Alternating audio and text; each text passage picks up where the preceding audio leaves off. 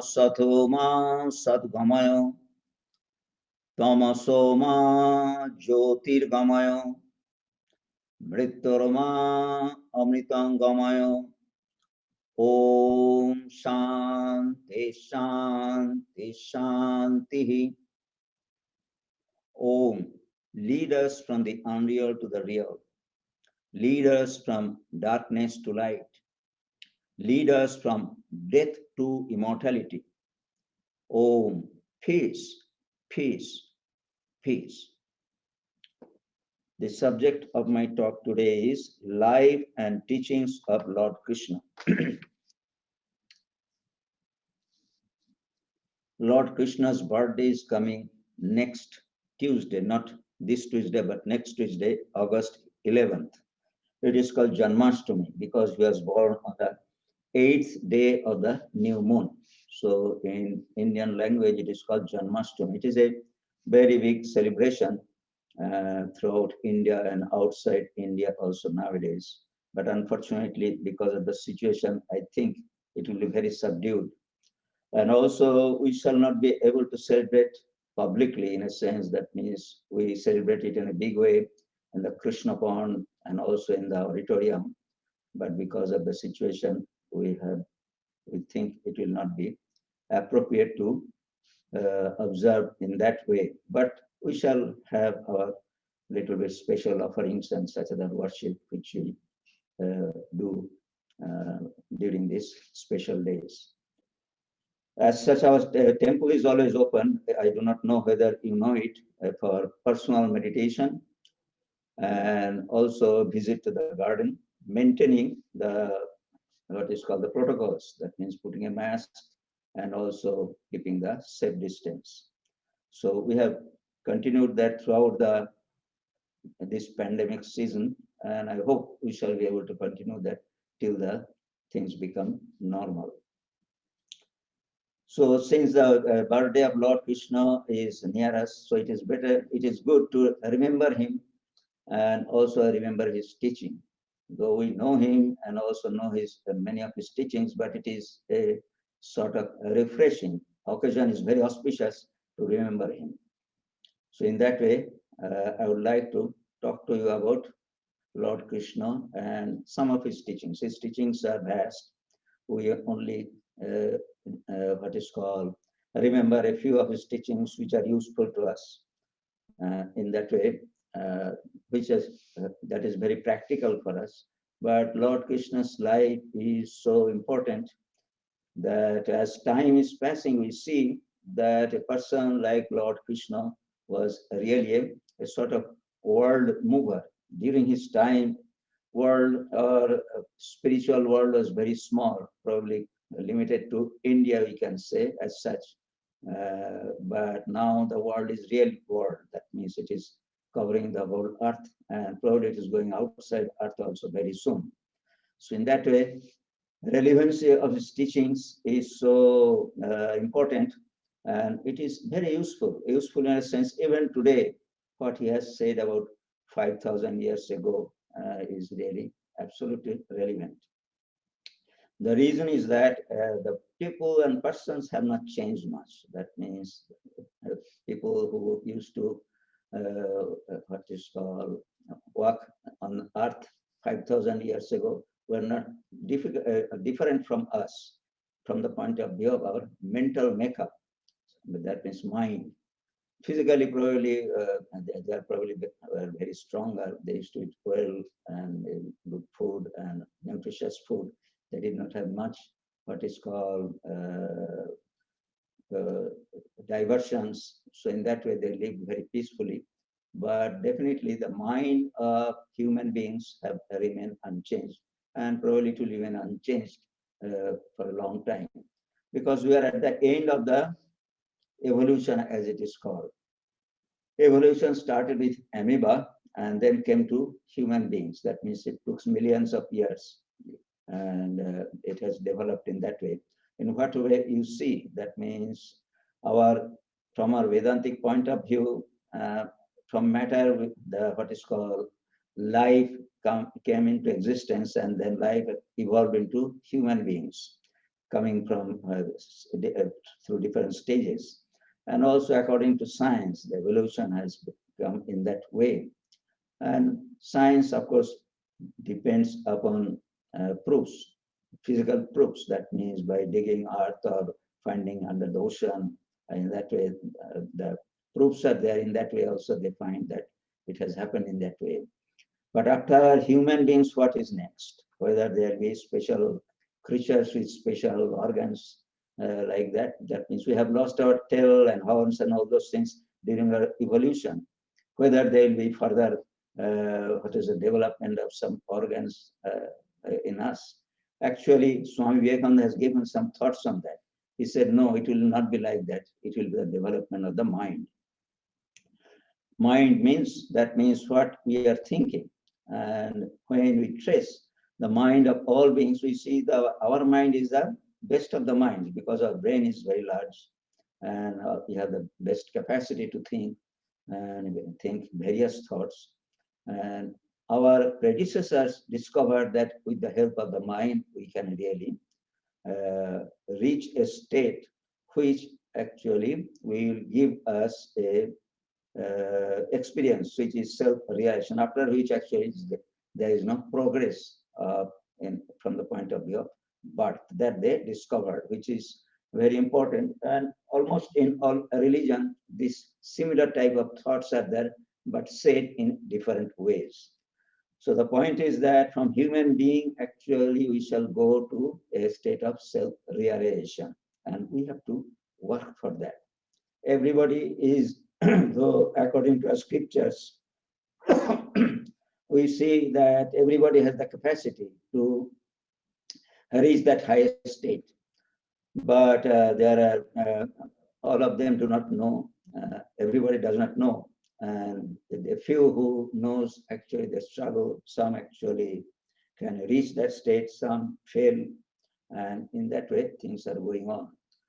And these are the situation in the human beings. But in human beings also there are categories. Categories in a sense from the development of mind, if you call it. That is most perceptible or the less perceptible thing that we have.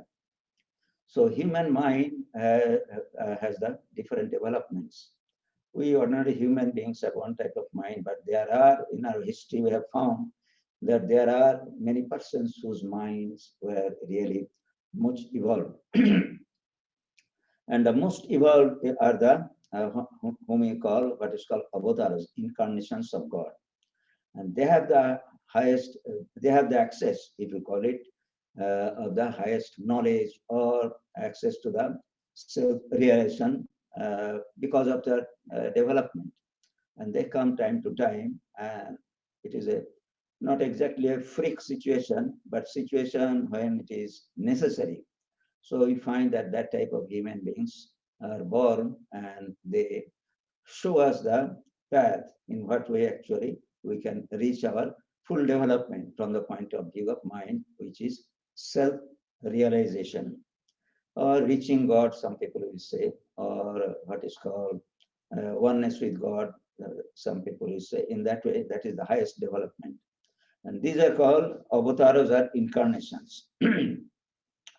According to Hinduism, this is a very important point to remember or know, that according to Hinduism, all humanity, not at one time, will develop into a position of highest realization. That means billions of persons will not have in one stroke the highest realization. It will never happen like that.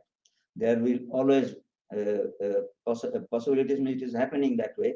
That means from animal, people are being evolved to human beings from the point of view of mind also. So in that way, there will be always a mixture, and most of the minds will be undeveloped. So at some point when the human beings, individuals, will be able to realize there is something higher through their education or through their intuition, then actually they will get the liberation by in their practice. And to show that way, actually, time to time, we see that avatars, incarnations of God, come. And the difference with Christianity or Western religion is that they think that humanity in one stroke or at a stage, that means all of the humanity will come to a position of highest realization. But this is the difference between Hinduism and what Eastern religion, if you call it Hinduism, Buddhism, then Jainism, Sikhism, and with the Western religion like Judaism, Christianity, Islam. So this is the difference. That means at one time there will be no liberation for everybody. We have to work ourselves for our own liberation. Then and only we shall be able to reach that state. And for showing that, because the human beings lose their goal, they need to be taught. So God Himself, that means ultimate reality, as we call, that means there are human beings who come with the full knowledge and they show the path. So in that way, you have avatars, concept of avatar in Hinduism. In the past, many avatars came, and we believe that in future also, when there will be necessity, avatars will come to show the humanity the path how to reach the fullest evolution. So Lord Krishna is one of them, like Rama or Buddha and Jesus Christ, and we call Ramakrishna also. So in that way, he is considered to be one of the very important guide or spiritual personality, avatar, who shows the way to humankind how to realize God. So he was born here. Nowadays, when history started, that means when people started to search the origin of these things, most of the that's what is called people with a reasoning power, scientific minded, if you call it. So they thought that these are myths. That means Krishna and Rama, they are myths. That means they have come down as stories. But nowadays, nobody actually questions that, because there are evidences from the point of view of archaeology and other sciences. So in that way, he actually lived flesh and blood on earth. There are mentioned in the scriptures. Scriptures means old literature about the time when he was born. So it was the 8th day of the new moon when he was born. And there are different conjunctions of the stars. So in that way also it can be, it has been found out he was born about 3,102 years before Christ. So it is, no, it is actually he passed around that. He was born 3,000 in the year 2,228 before Christ. And the birth date, according to one of the reputed astrologer, his name some of you might be knowing, B.V. Raman. He was a very well-known astrologer of Indian, South Indian, Bangalore. He said that it is 19th July of that year. So in that way, there might be some dispute about that, but still something has been found out, and other opinions will not be too far from that, what is called a date that has been put forward. And he actually lived 125 years and 7 months. So it feels to us that probably it is a little bit too much to believe that a person will live 125 years. But nowadays, that means even today, we see people who are living 117 years. They're still living. That means very recently, I saw one lady in Japan is still living, and she is quite, according to her age, she's quite normal, that she lives in a, what is called in a place where other elderly people also lives, and here she has her own routine. So in that way, we need not doubt totally. We should not be doubtful about the age of Lord Krishna when he passed away. And in the same way, those who know the life of Lord Krishna, the Kurukshetra war, which is a very crucial incident in his life, happened when he was about 70 years old, 70 or 75 years old. So at that time, you can imagine that he was quite healthy, because Arjuna, for whom actually he was the charioteer, so he also was of the same age, and he fought what is called, that means with tremendous power. So people used to live in a very healthy life even at that age. And slowly, slowly, it will be possible for us also to be like them. That means attain to that type of strength. But probably we shall not be able to see, but our, what is called, our next generation or next after that, they will be able to see that, yes, it is possible to live healthy and strong even at the age of 70 or 75. So the point is that there should not be any question about his what is called uh, physical living being on earth, and also other uh, main things, that means age and other things. Actually, we can really believe that they are really true. In that way, he existed, and that is why his existence was very influential in Indian culture, and slowly, slowly it is dissipating to other countries also. So why actually? Why means that means he came as what is called with the full all the concepts that we can think of God. That is the concept of avatar. But one thing is only limited. That means when God incarnates as a human being, he accepts some limitation of human being. That means he needs to die also. He is born, so naturally his body will die. But his spirit remains forever. That if we think of him, yeah, we can really connect with him. So in that way, that is very helpful. This is possible for everybody. Think of somebody and get connected, if we call it, about what he had done, and if he had given some good advice or bad advice also, that means those things can be thought out. But in that way, these avatars leave a legacy which is very uplifting and guides the humanity towards spiritual goal. So with that purpose, actually, they are born. So these are the incarnations. We see Jesus Christ was an incarnation, and Buddha is an incarnation. Rama was an incarnation. Krishna was an incarnation. So in that way, they are incarnations whose legacy remains forever on earth. That means their influence in the earth remains forever. Swami Vivekananda in one place has said that history of humanity, if you just write down, it is the influence of 7 or 8 persons. That means these avatars, their influence remains so great, so deep, and for such a long time that the whole history can be said that if you read the life and teachings of these 7 or 8 persons, you know the history of the whole humanity. So that is Swami Vivekananda, because their influence is so intense and so vast, and so from the point of view of time is so it stays for a long time. Stays. Uh, People actually forget time to time. Again, things are revived, but still, definitely, their influence remains forever. So these are the incarnations that we see. And there are other souls also we see that they have come along with them, who perpetuate their influences.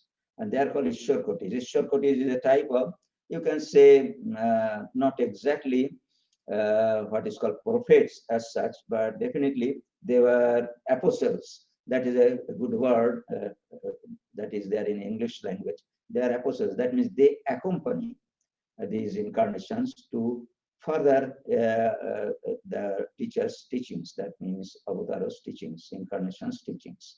So in that way, with all incarnations, we'll find that a few persons are left to propagate the ideas. So in Buddha's time also, there are arhats, and they actually kept the teachings alive for over 1,000 years. In the time of Jesus Christ also, we see there are apostles, 20 or some apostles, 12 or some apostles, they actually propagated his teachings. And in case of Sri Ramakrishna also, we see there are 16 direct disciples, monastic disciples, who actually took the responsibility of propagating his teachings. Primarily, Swami Vivekananda, we remember.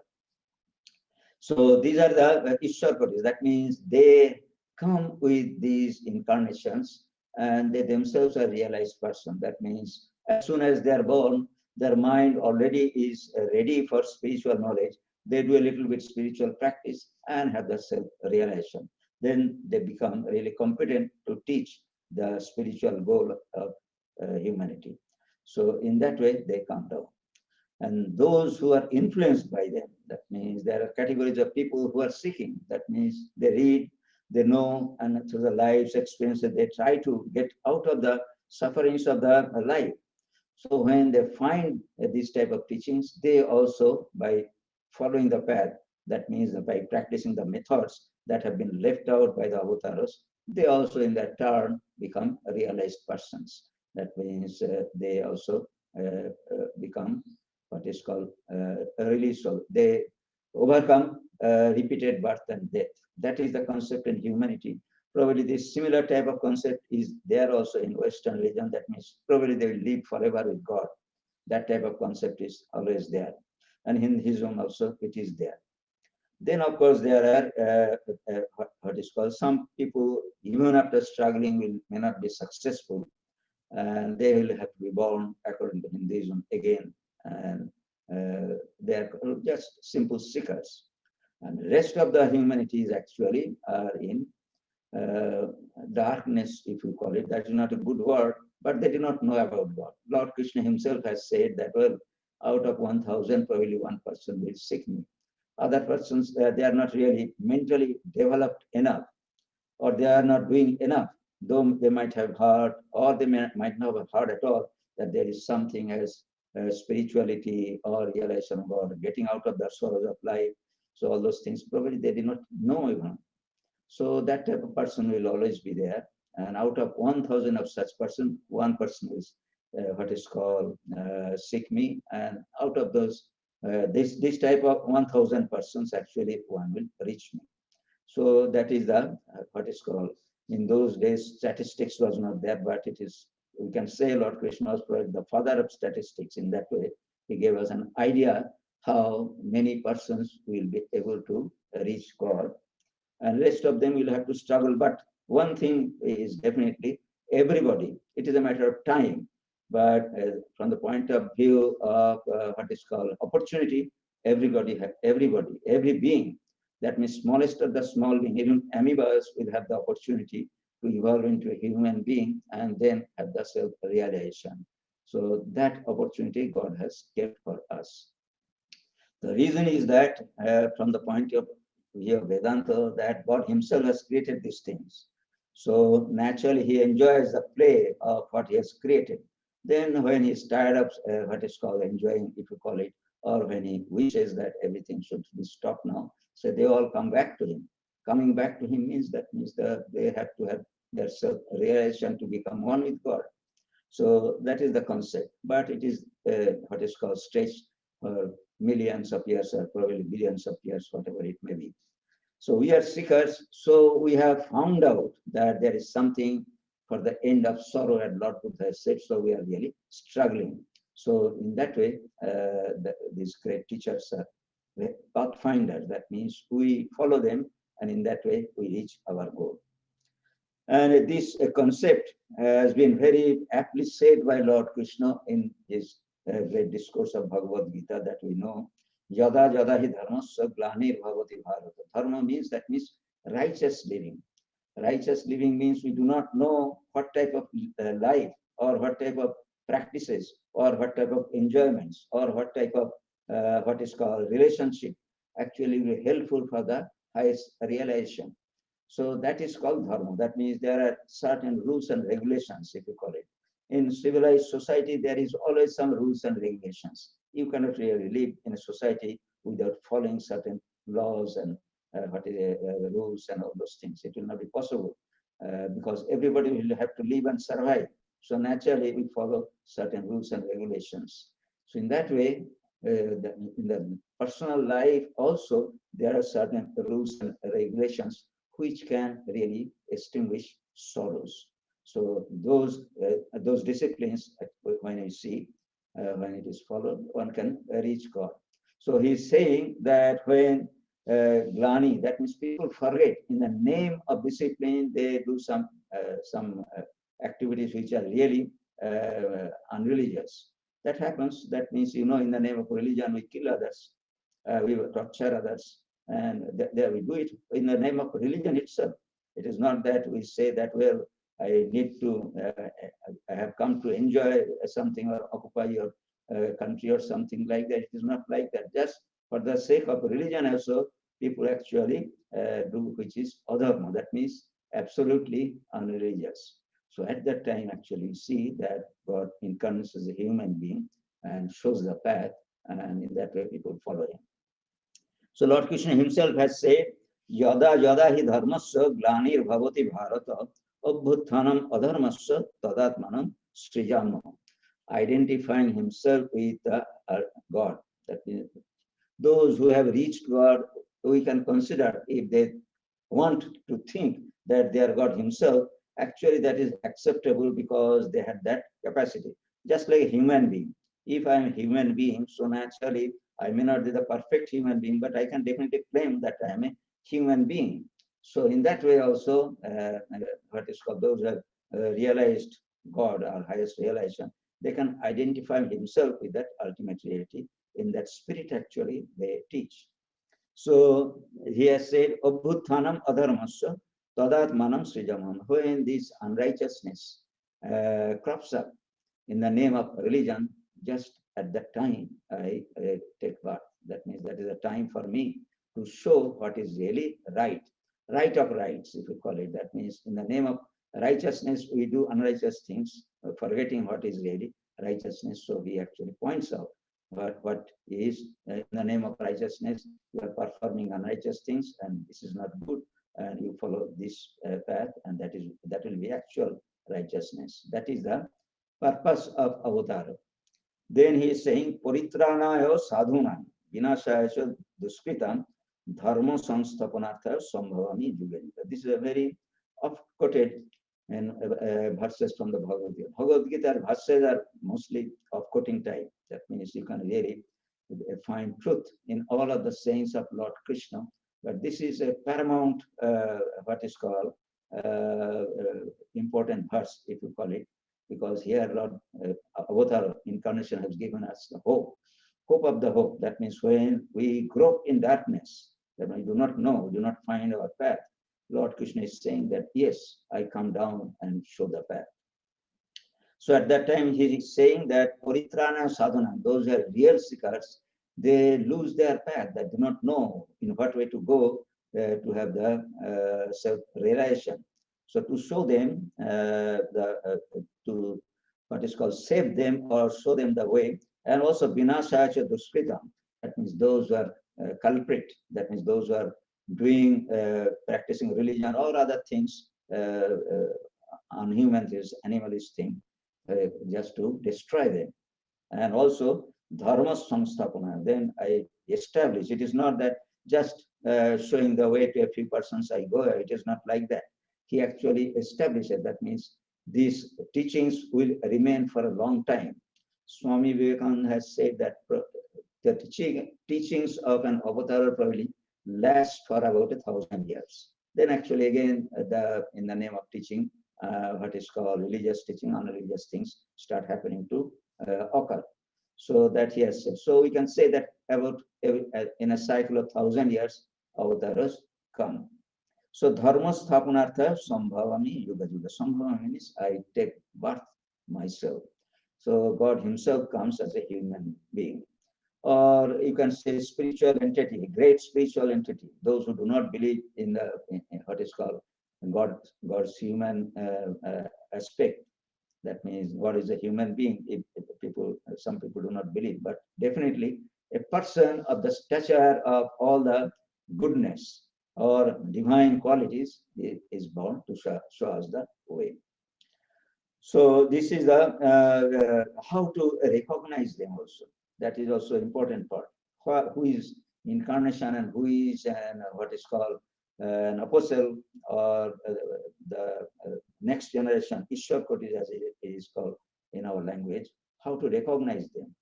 So certain signs are there according to, probably the avatars themselves have said, or in the lives of avatars, when we observe these things, which is not really possible for ordinary people. What to say about ordinary people, even realized person also do not see this type of activities, then we can imagine that these are the characteristics of the incarnations of God. So they are actually by their touch, by mere wish, by mere sight, or by mere what is called by in many other ways actually they can give liberation to anybody. That means even the sinner, a person who has done a lot of sins, he also can be liberated by this type of person, by mere touch or by many actions. In the life of Lord Krishna, we see that there are many occasions. It is said that he had fought. Fought means, that means first fighting, you can say Jarasandha was there. In his life, he could follow. When he was young, he went to, he was supposed to kill one tyrant king where he was born.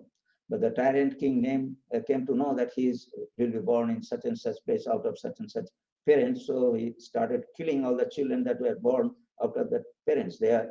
And the parents means that one is Vasudeva as the name of his father was Vasudeva, and Devaki was the mother. Devaki was actually Kamsa's sister. You can imagine that sisters, sons, are children are being killed by what is called maternal uncle.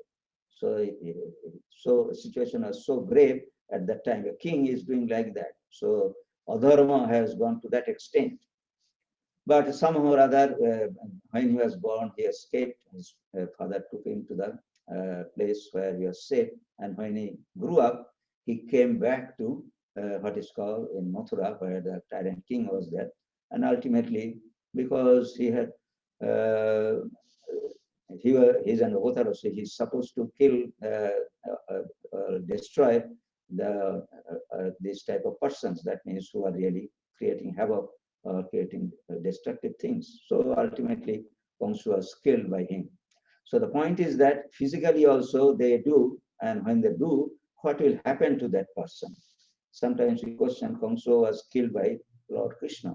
So it is said that he actually liberated, he gave liberation to that person by killing him, which is a very, what is called, difficult to conceive like that. But definitely it will happen if we study spiritual literature, because liberation means oneness with God. That means when we get liberated, suppose I'm thinking of Krishna. So at the time of death, if I think of Krishna, I shall become like Krishna. That is a concept. And it happens like that. That means at the time of death, actually, many persons have the symptom of what he is thinking. So in that way also it is, we can figure out that it is true. So when the enemy is being killed, naturally the enemy is thinking of Lord Krishna. And thinking means at the time of death he is thinking of Lord Krishna. So naturally become the soul of that person will become one with Lord Krishna. Though it is a very heinous way to reach God, but definitely that person also is liberated. So in that way, we see that anything, any action that he does actually has that import of liberation. So it is a very difficult or very unusual way of getting liberation.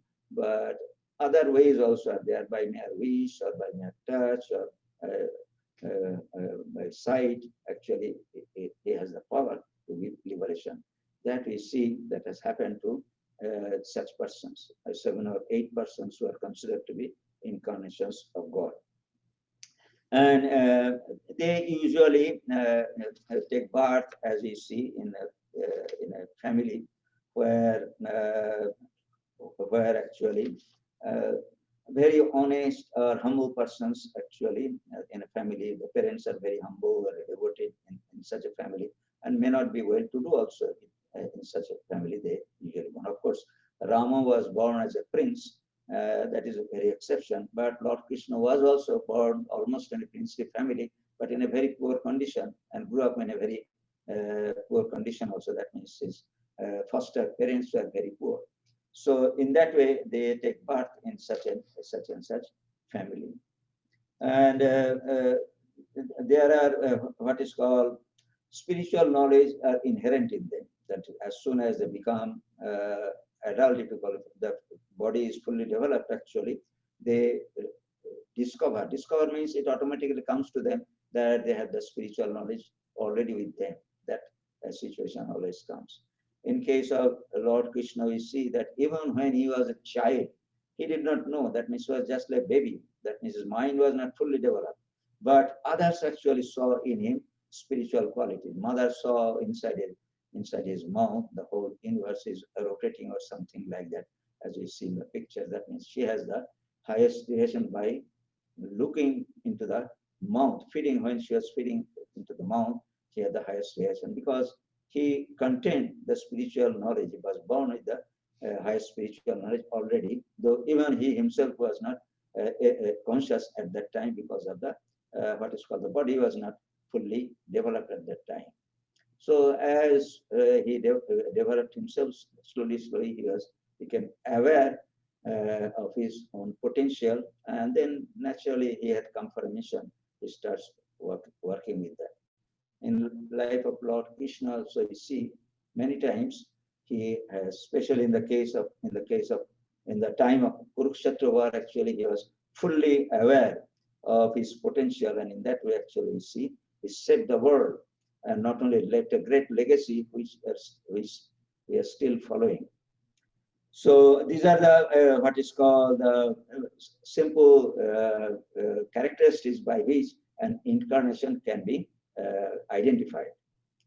And those who have done spiritual practices or the seekers, they actually can figure out that, well, this person has got these qualities. He must be an incarnation of God. In that way, they discover it. And for ordinary persons, actually, they remain just like an unknown person. It happens like that. So Lord Krishna during his lifetime was, say, Duryodhanas. They never actually did not know that Lord Krishna was an incarnation of God. They thought that he was a very clever person, intelligent person. In that way, they knew him. But this Pandavas and different sages, and they actually they knew what are the characteristics of a Avatar, and they discovered him. And naturally, they got the advantage of their what is called help that came from him. They actually benefited by that. That is the point. It happens, even I have heard stories, sometimes I tell that story. In case of Sri Ramakrishna, Sri Ramakrishna used to live in the temple complex in Dakshineswar. And he was just like an ordinary priest, And probably many people thought that because he had some characteristics, peculiarities, probably a mental imbalance. If somebody is little different from ordinary people, so naturally people think that he has some mental condition. So people thought in that way, so they just did not pay much attention to him.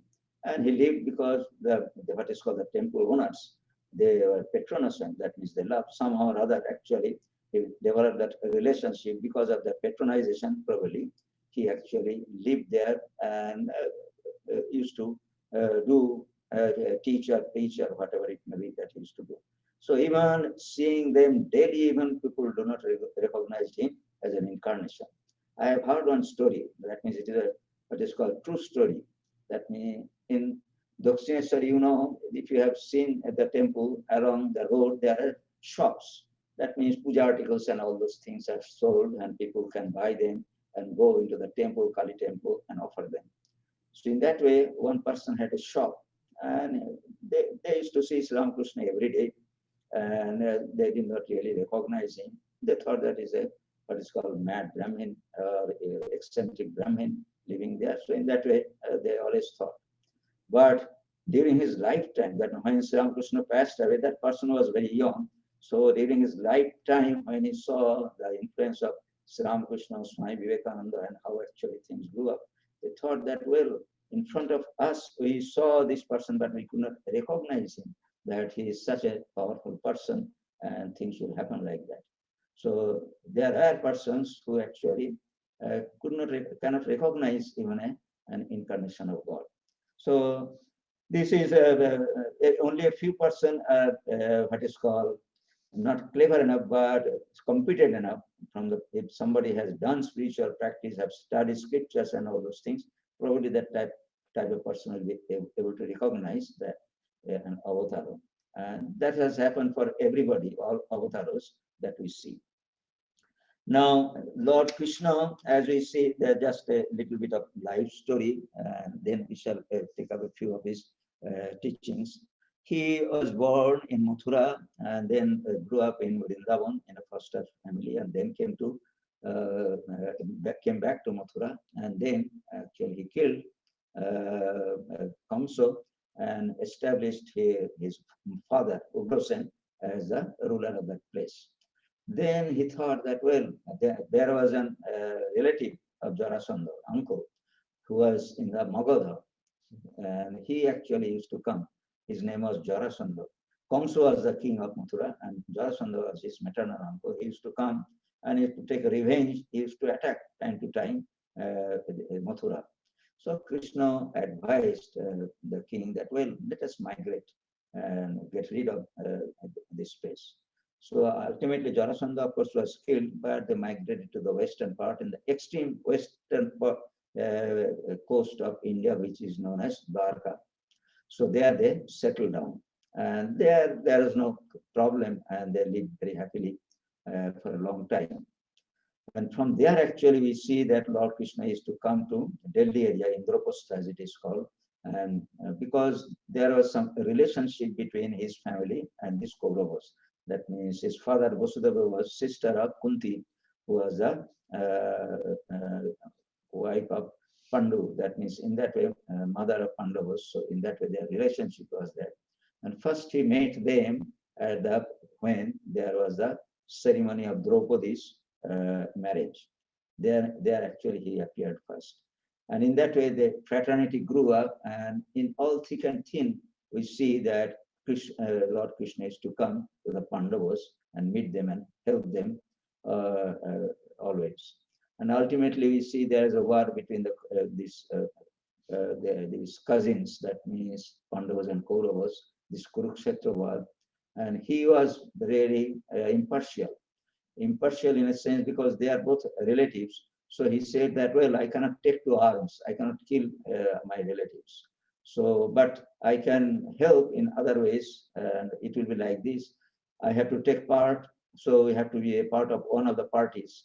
So in that way, he said that I shall be in one party, and I shall give some soldiers. Soldiers means about 10,000 soldiers I shall give to the other party, just to balance what is the power.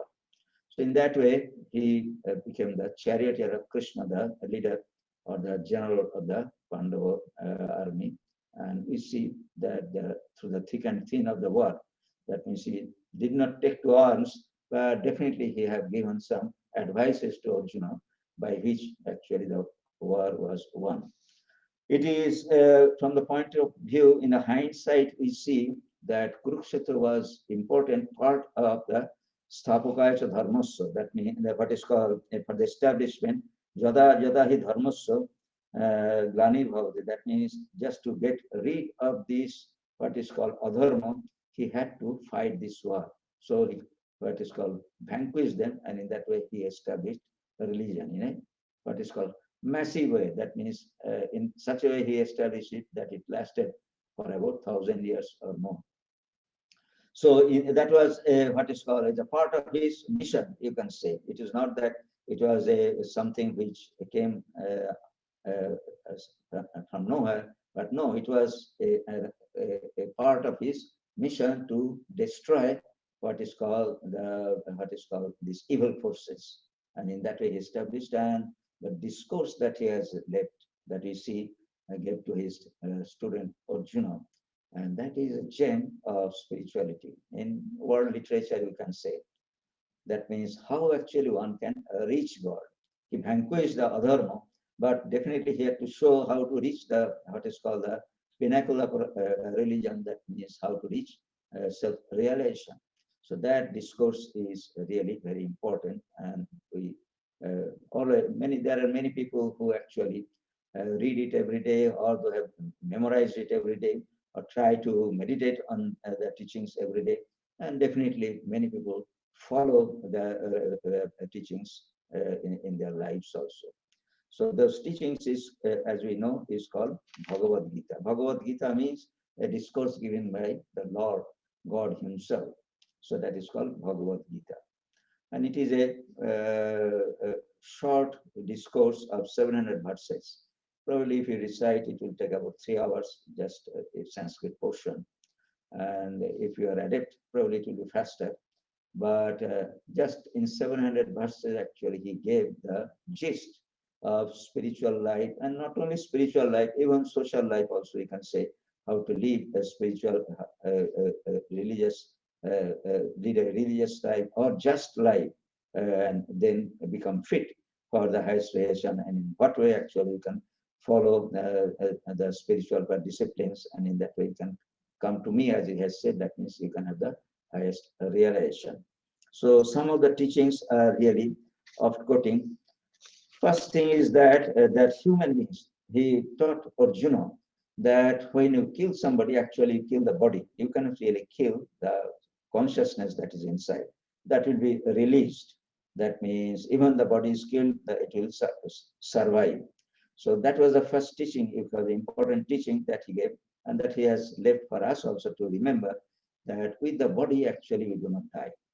That means there is an entity, in, some existence, or some yes, entity which actually survives the body, and which is called Atman, in our Vedantic term. So he's saying, no jayate mriyate va kadachi, nayam bhutva va bhavita vana bhuyo, ajo nitya shashwatayam purana na hannate hannamaneshwarya. This is a very important teaching. We think that when we die, everything goes away, but it is not like that.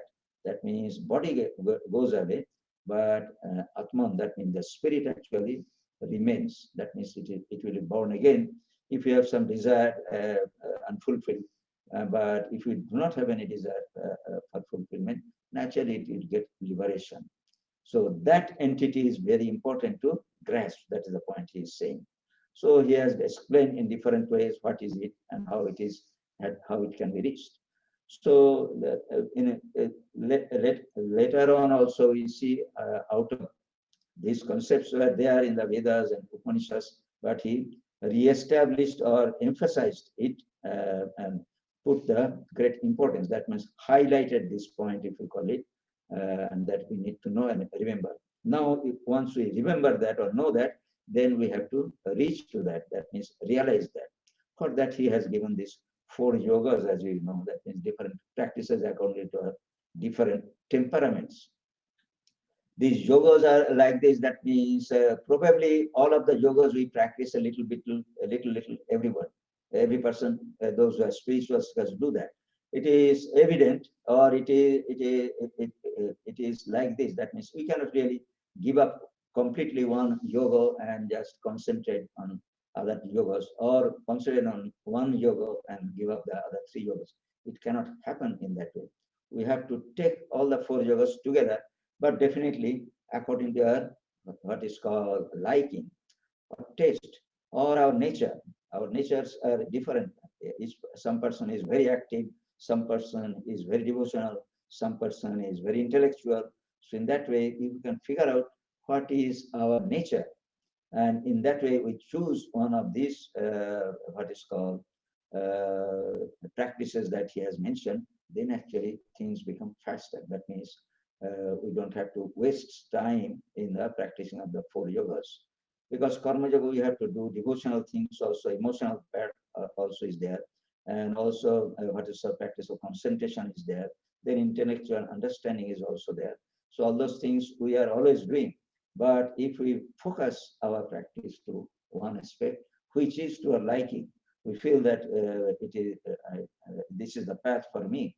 Or sometimes teacher also, those who have done spiritual practice and doing the spiritual practice for a long time, by seeing the nature of the person, they will also able to what is called recommend, this will be good for you.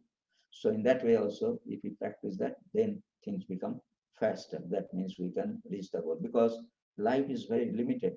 That means at present our expectancy of life probably 80 years or 84 years. Very few people will be able to reach that, but still even 60 or 65 years is the lifespan, you can say active lifespan. that we have. And out of that also, all the time actually you cannot do spiritual practices where we have to take care of our health, our what is called, there are obligations that we have to do.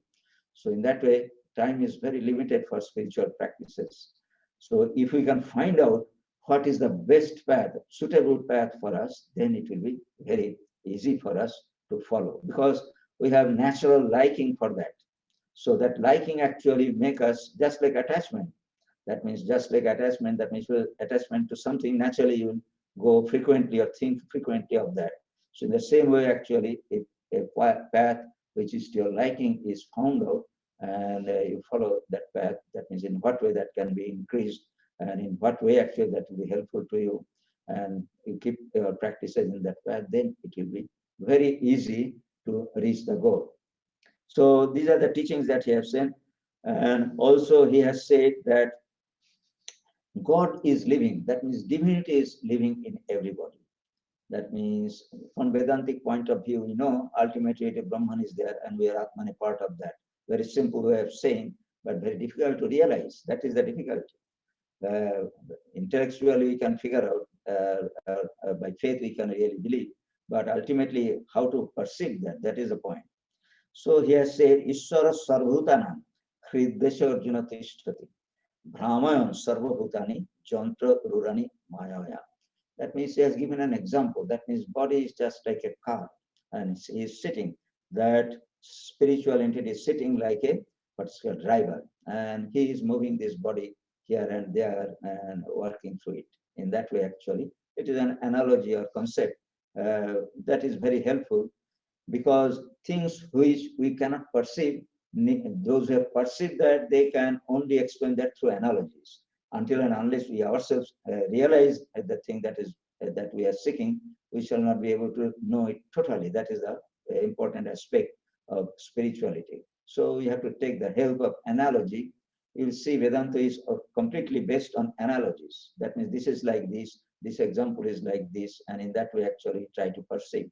What is eternity? Eternity is just like, see, what is called the sun is rising every day, and it is rising since millions of years. Probably we can think it is long-lasting thing. So in that way, but it is definitely, sun will someday, according to our science, it will die. But still, this analogy is helpful. What is really eternity? That means it will remain forever. So in that way, there are analogies which are nearly complete, but helpful for our perception or conception of the ultimate reality, which actually, until and unless we reach that, we shall not be able to comprehend totally. Then he is saying that means, since we have to do work, that means, as I told you, all the four avenues of yogas, everybody is practicing. So naturally, we have to do work also for survival or obligations, subsistence. We need to do work. So he has said that if somehow I give you a little spiritual turn, then that work also will be helpful for the self-realization. So he says, Karmannevadhikaraste ma phalesu kadachana. That means think that you are working for somebody. Somebody means you can think of God. You are always working for somebody. That means for a company, for his profits. So naturally, there's a group of people who have given the money. So to what is called to give back what they have given. So we always think our work will create something which will be beneficial for them. So this is the follow. That means result actually you are the goal. But he's saying if we can do the same work, thinking that the result will be given to God. That means it is not for your benefit or for the benefit of those who have employed you, but for the sake of God, then actually it will be very helpful for spirituality. The reason is that from the point of yoga also, you see that is a sort of meditation also. What is called meditation means meditation is continuous thinking, but it may be a little bit interrupted thinking, but still there will be pieces in that thought that when you will be thinking of God, that is, yes, I am working for God.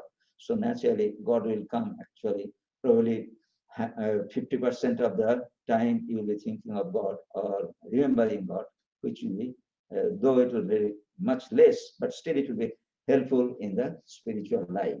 So in that way, he is saying, Karmanne vadhikaraste ma phalesu kadachana. Don't expect that you will get something out of this work, money or some good name or promotion, whatever you call. If you forget that thing, but you always think of God, or time to time when doing work, think of God. That will be very helpful. So he continuing, he's saying, Ma karma follow hetur gurma te samgasta karmani. To work alone, you are entitled. That means he's emphasizing that thing that you have the you must work for what is called for me. So you are for to work alone, you are entitled. Never to its fruit. That means fruit has to be never thought of. In that way, he is emphasizing. Neither let your motive be the fruit of action, nor let your attachment be to non-action. That means if we do not think of result, actually, what will be the inspiration for our work, he is saying. So naturally, if there is no inspiration, I shall not get such and such thing. So naturally, we may feel discouraged to do work. But no, he's saying that you put God there. You are doing for God this work. Then actually, the result will be what is called reaching God. So in that way, you need to do work. And also he has given many other advices, as I told you, full of Bhagavad-Gita. And also we are reading another book, which is Bhagavad-Gita, less known book, but it is also very useful. It is not widely read book because it is a little difficult book. Especially it requires a little bit of previous knowledge of what is called spiritual practices and also yogas. But still, it is very concise, and also it is popular in a sense that the person to whom actually the advice was given, like Arjuna, he was also a great seeker, a very mature seeker. Krishna was immature, Arjuna was immature at the beginning. That means he did not know about spirituality. You can presume that. And so naturally he had to start from ABCD, as it is called, from the very beginning. But the Uddhava Gita is a discourse given to Uddhava, who actually knew about spirituality, done spiritual practices. He was a friend, and he already had Lord Krishna as his guru. So it is a little bit mature advice. That means who knows something, for them actually it is very good. So in that way, these two discourses are very famous, that as a legacy that has been left for us to follow. Now, these are the many people have found the teachings of Lord Krishna useful to their life. Mahatma Gandhi also has admitted that by following the Bhagavad Gita has taken the position of my mother after her death. You know, mother is the greatest well-wisher for a child. There cannot be a better well-wisher than mother for anybody. So naturally, when mother passes away, so we feel that what is called, there is no guide, and there is no somebody to give good advices. So we feel that what is called the shortage or blankness. But he said that after the death of my mother, Bhagavad-Gita has taken that place.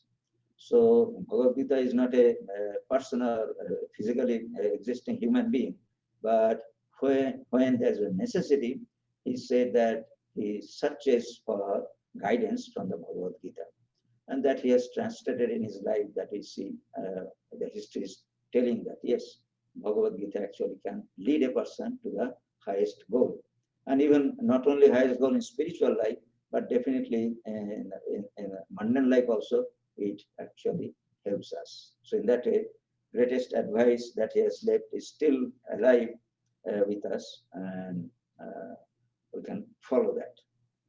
So these are the few things that we had in my mind. The time is very short. Lord Krishna or Bhagavad Gita can be taught through weeks after weeks, and many thoughts may come, and it can be corroborated and also made useful. That is the most unique part of Bhagavad Gita, that advices that has been left for us are still practicable for us, for anybody in any walk of life. It is a matter of just putting a little thought and absorb some of the thoughts of Lord Krishna. So let us stop here.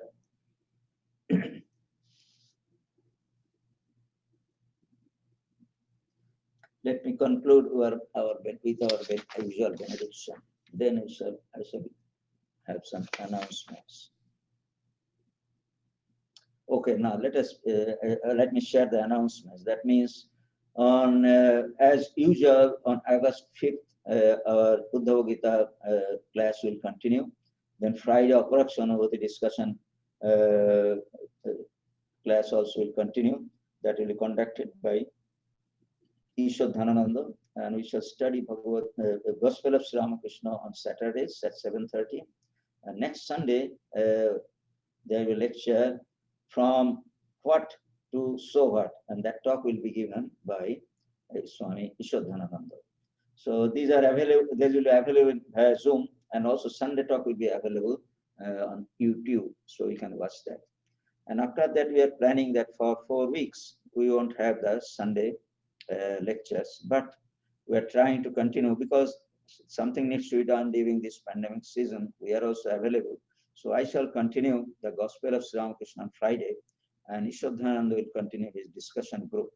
And I have not heard about the Wednesday class. I am available, but if you think that you will be able to, or you would like to, that is the most important part, to continue that class, I am readily available. But it is not decided yet whether the Wednesday class will be there. But Friday and Saturday events will continue during the vacation time. Om madhuvataritayote madhuksharanti sindhavaha madhi irno santoshadhihi madhunakto mutosasi madhumat parthivagangrajaha madhudaurastunapita madhumanna vanaspatihi madhumagangastu surjaha madhirgavo bhavantunah. Om madhu madhu madhu. Sweet were the winds and the oceans, give forth blessedness. May the herbs and plants bring us health and happiness. Sweet unto us with the nights and dawns. May every particle of Mother Earth be charged with blessings. May the heavens shower us with benediction. Sweet unto us with the noble forest trees. Sweet unto us with the shining sun. Sweet unto us with the all living creation. Om, sweetness, harmony, peace.